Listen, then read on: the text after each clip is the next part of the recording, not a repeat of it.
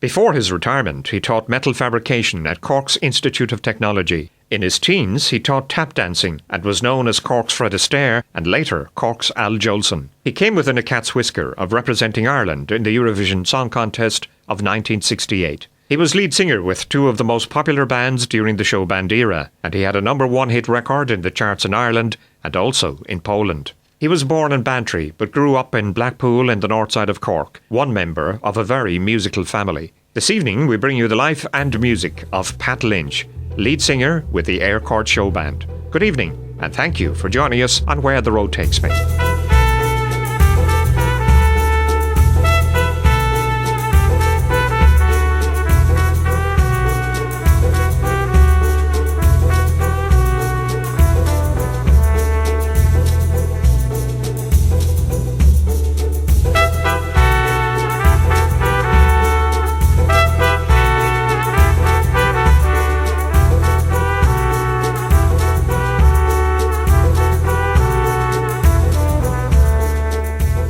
I was born in Bantry, in High Street, Bantry. My mother, God be good to her, she was a Bantry woman. And there was three of us, one my eldest brother Jack and Stevie, God be good to Stevie, and myself. And the rest then were born up in Cork. My father married the second time. He lost his wife, and there was two families there. And they're the same as myself now. Yeah, I was married the second time, but there's only the one family, and they're all grown up now, and I have grandchildren. I have 13 grandchildren, between my family, and their families, and all doing very, very well.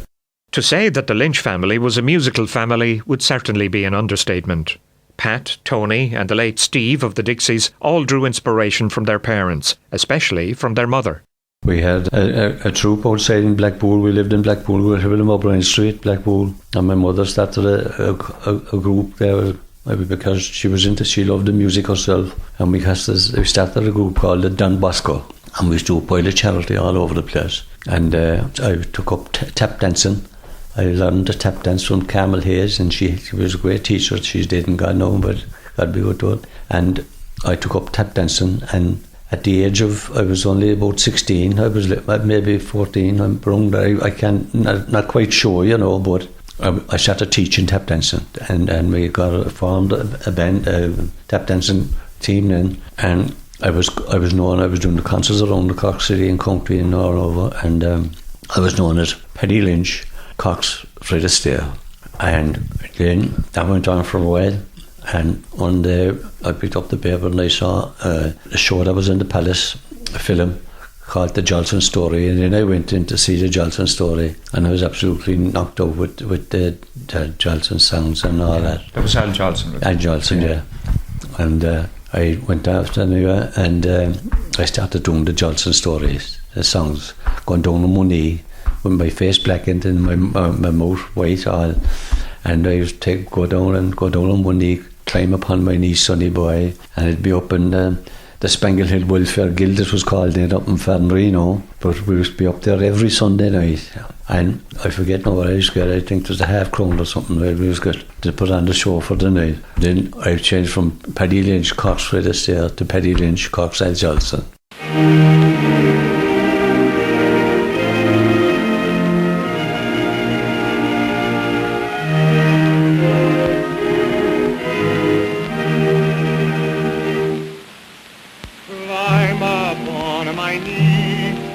Sonny boy, though you're only 3, sonny boy,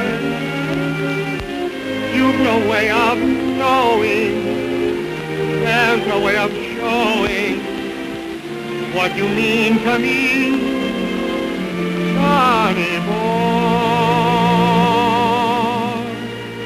The sound of Al Jolson and Sonny Boy. Well, while Jolson was the idol of Pat Lynch, it was now time to move on and follow the latest trends. A new and exciting musical era was about to begin in Ireland, and Pat Lynch wasn't going to be left behind. Formed in the 1940s, the Clipper Carlton are credited always with starting the show band scene or era. Breaking tradition, and in 1954, the Clipper Carlton decided to stand up to perform, as opposed to the orchestras who had remained seated and played from sheet music. They also discarded the customary tuxedos and replaced them with real cool and mod suits. At the time, Pat Lynch was playing locally with a band called the Golden Eagles. We were playing below the City Hall relief to Maisie McDaniels and the Fendermen. And George O'Reilly, who was manager of the Clipper Carlton, lived in Strabane. And we went on the relief band, and Maisie McDaniel was going on in the second half of the show. And while I was backstage, George O'Reilly comes up to me. He says, "What's your name?" He says, "Pat Lynch." I said, "You know." He says, "I enjoyed your singing there tonight, Pat." He said, "Do you know?" He says, "The Clipper Carlton." He says, "That after breaking up." I do. Says I, they're forming two bands. One called the Clipper Carlton, the other called the Santa Fe. And he says, "I'm managing the new Clipper Carlton. And we have a full band now except for one member," he says. "And that could be you if you want the job," he says, "as lead singer of the Clipper Carlton." How did you feel about that? I loved the idea of it. But I couldn't give him a straight answer there and then, because I had to discuss it when I went home with the family members and one thing and another. But anyway, I decided to go with the Clipper Carlton. And I was living above in Strabane. I very, very rarely got home down to Cork, and I went on, and we were doing a gig in Dublin then, inside the Olympia Theatre, and there was two bands on the same night. There's Clipper Carlton and the Airchords, and something similar again. We went up and did our job, and next thing the manager of the Airchords came over to me. He said, "Come here," says he, "Pat," he says, "is it true that Clipper Carlton are breaking up?" Says "It's only a matter of time, because we are never the same Clipper Carlton that the show that they used to put on. They used to put on a show there when they're a Saturday night in the arcade, you know, they be called a show band Saturday night, you know, and they were fantastic, great musicians, great, taking off different actors." Well, says I, "It's only a matter of time," says I, "we're doing a date," says I, "really, you know." Well, says he, "Pat," says he, "we're looking for a lead singer," he said, would you be interested?" That's the Airchords now. And I said, "By all means," I said. Anyway, cut a long story short, I went up and I agreed, met the manager. Anyway, I quite decided to join up with the Airchords, and we started off, and everything was going very good. Once there was a farmer, and a good old soul was he. I used to work upon his farm down in the country. He had a lovely daughter, and her I chanced to win. And when I asked him for her hand, these words he did begin: "Treat me, daughter, kindly, and shade her from all harm. Before I die, I'll will to you my little house and farm, my horse, my dog, my cow, and my bonny sheep and barn, and all the little chickens round the garden." Well, I love this pretty maid, and she loved me just the same. And when my daily work was done, with her I would remain, to watch her milk her father's cow, and shade her from all harm. And many's the glass of milk I drank before I left the farm. Well, now that we are married and we've settled down for life, I often think of our old man and of his good advice, to watch her milk her father's cow and shade her from all harm. And now I am the owner of his little house and farm. Treat me, daughter, kindly, and shade her from all harm. Before I die, I'll will to you my little house and farm, my horse, my dog, my cow, and my bonny sheep and barn, and all the little chickens round the garden.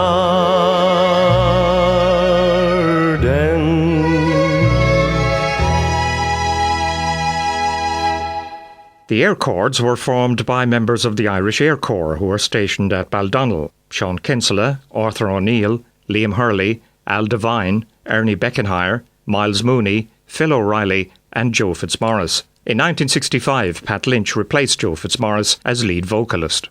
We were doing very well, and we did an awful lot of TV shows, and we went across to America. We were over in England on umpteen times, and it went on and was getting bigger and bigger, and we're getting records in the charts. But of course, the biggest record of all that I ever recorded was When We Were Young. And when I heard Solomon King singing When We Were Young, I was absolutely knocked over it, but I wanted to have a go at it anyway, so I tried it, and I found it a bit high because I was singing all sort of Pat Boone type of things, nice and noisy, and I was going to give the song to one of the members of the band who had a fine, rangy voice, and I said the arranger for When We Were Young says, Jack, I said, I won't be recording this note all. He says, I'm giving it to this fella, you know. And she went, yeah. Says, I couldn't hit those notes at all. See, do you know what's wrong with you, Lynch? She says, you're too bloody lazy, he said. So anyway, cut long story short, a week before the recording came off, that fella was supposed to go into the studio to sing it, and a couple of other members of the band decided to leave. And I said to him, Fergie Burke, Fergie says, You're leaving. I said, and that I'm telling you, that song is going to be a number one. I said, When We Were Young, you know. She said, Solomon King couldn't make a number one of it. How do you expect me to make a number one of it? And so the job of singing When We Were Young fell to Pat Lynch. Where Solomon King had failed, Lynch's version did make it to number one and spent 6 weeks in the top spot.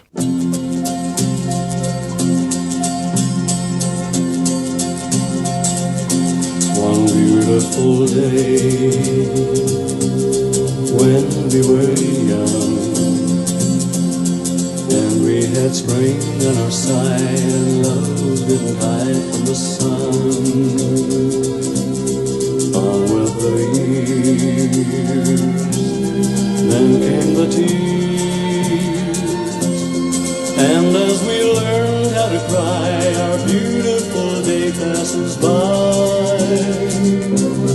We used to live only for love, our little world below and heaven above. Yes, we were living only for loving. Your heart and mine were one when we were young. Remember the night, so still and warm, and all the stars in the skies made love to your eyes till dawn. When did we start to drift apart? One day I'll find you, and then our love will be young once again. We used to live only for love, our little world below and heaven above. Yes, we were living only for loving. Your heart and mine were one when we were young. Yes, we were living only for loving. Your heart and mine were one when we were young.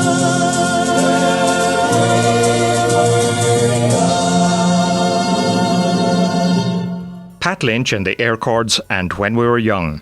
The song reached number one in the Irish charts on the 10th of April 1971. It remained there for 1 week, but returned again to the top spot in May of that year. On Where the Road Takes Me this evening, we bring you the story of Corkman Pat Lynch, lead singer initially with the Clipper Carlton and later the Airchords. His life and music continues again in part 2.